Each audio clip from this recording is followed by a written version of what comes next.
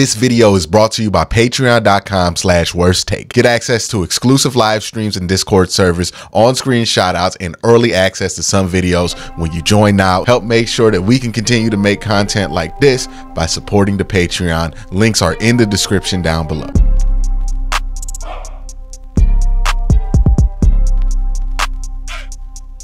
All right, 4 o'clock has now passed, which means the Browns trade deadline has passed. Not just the Browns, the NFL trade deadline has passed. And the Browns made 2 moves. One I talked about pretty extensively earlier today, the Zadarius Smith trade. This was no surprise. We all anticipated that Zadarius Smith would be on the move for about 3 weeks now since the Lions had an injury at edge rusher. And then they made another move, which I don't know if it qualifies as a trade deadline move, but it did happen on trade deadline day. They cut Quentin Jefferson, which felt like a long time coming. He had gotten 5 healthy scratches in a row ever since Michael Hall has come back from not injury, suspension. He has played at such a high level that it makes considering playing Quentin Jefferson just not something that's going to happen here, right? And I think that was the writing on the wall for his move here. I don't think the Browns lose anything by cutting him. I think they gain maybe $1 million in cap space in next year by cutting him. Not a big deal here. But the headline here about the Browns trade deadline is that the fire sale that people were telling you and swearing to you was going to happen didn't happen. What this was a yard sale, right? I said this in my video earlier. I said this a couple weeks ago when people were talking about, oh, the Browns are going to fire sale. They're going to trade Myles Garrett. They're going to trade David Njoku. They're going to trade this piece, that piece, the third. They're going to blow this whole thing up and trade everybody for draft picks. It was never going to be that. One, teams usually don't have fire sales to that extent, no matter what's happening in the season. But also, the Browns were not a team that it would make sense to do that with because so much of their talent is under 30. If we look at what the Browns did, they got rid of a 33-year-old pass rusher who was likely not going to be on the team next year, no matter what level of success they had this year. And they got rid of a 30-plus-year-old wide receiver who was not going to be on the team next year, no matter what they did. And for those 2 players that they had no plans for after this season, they got a 3rd and a 5th round pick. I know some people were underwhelmed by that compensation, but to get a 3rd and a 5th round pick for what is essentially 2 30-plus-year-old rentals, that's pretty good. I mean, a 3rd, a 5th, and a 6th next year, right? So the haul here overall, if you consider Amari Cooper part of what you have done in this little yard sale that the Browns have had, it's pretty good, right? You got a 2nd round, well, not a 2nd round pick. You got a 3rd round pick for Amari Cooper. You traded a 5th for him.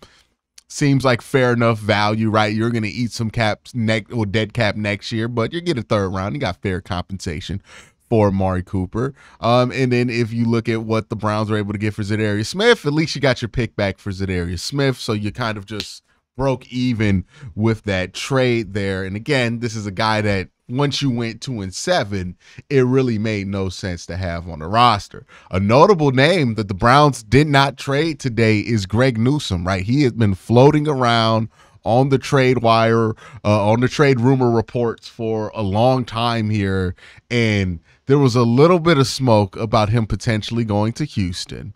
But other than that, and that was 2 weeks ago, nothing on Greg Newsome. It doesn't seem like the Browns were eager to move Greg Newsome. I know a lot of teams wanted him. I know that there are people who cover the Chargers who are very interested in going after Greg Newsome, but nonetheless did not happen. Greg Newsome's going to be here for the remainder of the year.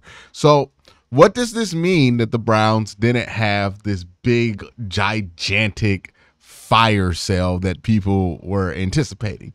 It means that their timeline to quote unquote rebuild is not as dramatic as I think some people have made it out to be. I think some people really think the Browns are going to try to do another 5-year rebuild here. They're probably going to try to get this thing back going on its feet by next year or at the latest 2026, right? I don't think this is a long-term project for the Cleveland Browns. I think they think they're going to be ready to be competitive next year, no matter how they have to get that way, right? Like they're not moving Nick Chubb. They're not moving some of the pieces that would make sense if you don't think you're going to be competitive in 2025 like Greg Newsome. I think they think that they're going to be competitive as early as next year, but definitely by 2026. And when you look at the Browns roster, it's not the craziest thing to think. This roster is not bad. Does this roster have problems? Yes, they don't have a quarterback. That's their biggest problem, right? Like if you look at the Browns record and you ask me why are they 2-7, I would say to you, number one, without a doubt, is the fact that the Browns don't have a quarterback. If this team had a better quarterback for the whole part of the season, they would probably be a very competitive team right now. But the fact that they don't have a quarterback in that room, Deshaun Watson's not the answer. Jameis Winston's not the answer. DTR is not the answer. There's not a single quarterback in that room that's the answer. And that's unfortunate because you paid $230 million for Deshaun Watson to be the answer, but that's not happening. Even when he comes back from this Achilles injury, even if he plays again for the Cleveland Browns, he's simply not the answer for your long-term future. You can't bet the farm on a quarterback who already heavily disappointed you this year, plus is coming back off an Achilles injury, also while still working back from that arm injury that he had, because it clearly didn't look like he was his full self when he was playing in 2024. So you just don't have a quarterback. That's the Browns' biggest problem. Browns get a quarterback next year, they'll be a very competitive team if they get the right quarterback, right? If they get into a Jaden Daniels situation with one of these young guys and it turns out that they get a Jaden Daniels situation at quarterback, yeah, they'll be a competitive team. They'll be a threat to come out the AFC. They'll be a threat to win the AFC. They'll be a threat to win the division if they have a quarterback. The offensive line definitely needs to be replenished, right? I think with a better quarterback in there, you mitigate some of the offensive line's issues. But yeah, having DeJuan play left tackle, if he can hold up there, would be very helpful for this team. On the other side of it, right, you're probably not going to keep Jack Conklin after this year, but you can't really trade him during this year. He's definitely a post-June 1st cut candidate. So you're probably going to want to move on from him. What do you replace him with? If DeJuan's playing left tackle, who's going to be playing right tackle? Is it going to be Jed? Is it going to be, somebody from in free agency? You got to figure out an answer there, or maybe it's somebody in the draft. But the offensive line problems, right? Getting that offensive line stronger, making sure that you replenish that offensive line problem, that's something that you have to solve this offseason. And really the biggest problem that they have to solve is quarterback. Is the defense perfect? No, the defense could be improved a little bit, but this defense is not the biggest problem or even close to being one of the main problems on the team, right? It's really been the lack of execution at the quarterback position that's been the biggest problem for the Cleveland Browns. So now that we move on from the trade deadline, now that we know that this team is not selling off all their parts, and I do want to bring up this one point to everybody who thought it was a good idea to sell off all your players. What would happen? And answer this question honestly. If the Browns traded everybody, let's say they trade Myles Garrett, they trade David Njoku, they trade everybody, right? Like some people were suggesting that the Browns should do to get all these draft picks. And then with your regular first round pick that you are always going to have, you draft your quarterback. And it turns out that that quarterback, name whoever it is great. But now you don't have Myles Garrett. But now you don't have Denzel Ward. But now you don't have David Njoku. But now you don't have insert player that you wanted to trade here. You know what you're going to end up doing? Spending that quarterback's entire rookie window trying to replace all that talent you sold. Or hoping that the people you picked with the picks that you got from the talent that you sold turn out to be good. Or you could just keep the players, right? If the problem is that you don't have a quarterback, you don't have to sell the farm.